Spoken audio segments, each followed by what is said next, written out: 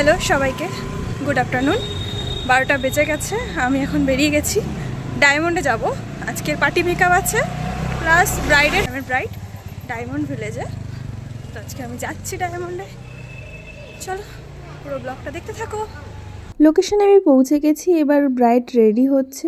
আমার কাজ ছিল আজকে ব্রাইডের হেয়ার করা আর শাড়ি ড্রাপিং। তো গয়না একে একে পরিয়ে নিচ্ছিলাম আর শাড়িও পরিয়ে নিয়েছি। আর ম্যাম আসলে মেকআপ ধরবে। তার আগে আমার কাজ ছিল ব্রাইডের মা, মাসি আর একজন দিদি, তো তাদের হেয়ার করে দেওয়া। তো আমি হেয়ার করে নিয়েছিলাম, আমি সেই ক্লিপটা নিতে পারিনি। তো দেখো ম্যাম চলে এসেছে, এবার ম্যাম মেকআপ করে দিচ্ছে। ম্যাম মেকআপ আজকের মেকআপ হেয়ার দুটোই করেছিল ব্রাইডের, কারণ আরো ম্যামের অনেক কাজ আছে আর আমারও এরপরে পার্টি মেকআপ আছে। তো যারা যারা আমার চ্যানেলটাকে সাবস্ক্রাইব করোনি, সাবস্ক্রাইব করে দিও, লাইক কমেন্ট শেয়ার করতে ভুলো না। আর দেখো ম্যামের কাজ, আমার কাজ তো তোমরা দেখেছো অনেক ভিডিওতে। তো এবার আমার এরপরে আছে আমার পার্টি মেকআপ, সেও আমার জন্য ওয়েট করছে। এখানে হয়ে গেলেই আমি ওখানে চলে যাব, ম্যামের সাথেই যাব ওখানে। আর আজকের আমি গেছিলাম কলকাতা থেকে ডায়মন্ড হারবার। তো দেখো ব্রাইড রেডি, আর কেমন হয়েছে জানিও। ব্রাইডের নিজের চয়েস ছিল এটা পার্সোনালি। তো আমরা এখান থেকে বেরিয়ে গেছি, এবার যাব আমি আবার যাব ম্যামের স্টুডিওতে কপারহাটে, ওখানে ম্যামের সাথেই যাচ্ছি। তো চলো দেখতে থাকো আমার পুরো ভিডিওটা।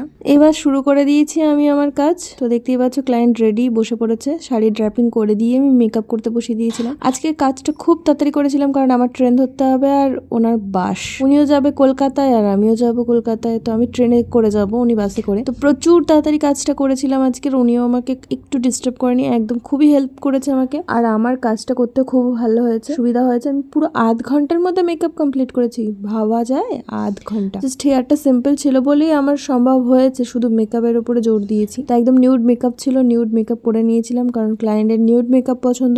ক্লায়েন্ট খুব একটা মেকআপ করতে পছন্দ করে না, তো খুবই হালকা ফুলকা মেকআপ। আর ক্লায়েন্টের মুখেও খুব র্যাশ ছিল, বলেছিল যে কেমন হবে কিনা। আমি বলেছিলাম চিন্তা করো না, আমি ঠিক করে দেবো তোমার ফেসে, তোমার কোনো প্রবলেম হবে না। তো সত্যি উনি রিভিউ দিয়েছিল আমাকে, খুব ভালো হয়েছে, আমার খুব ভালো লেগেছে। খুব অল্প টাইমের মধ্যে এত সুন্দর কাজ করেছো। তো তোমরাও জানিও আমাকে আমার কাজ কেমন হয়েছে, দেখে জানিও ফাইনাল লুকটা কেমন হয়েছে। ফাইনাল লুকটা দেখে নাও। আসলে ভিডিওটা আমার একটু করতে অসুবিধা হয়েছে, উল্টো হয়ে গেছে, তাই জন্য কিছু মনে করো না। তো দেখে নাও। টাটা সবাইকে।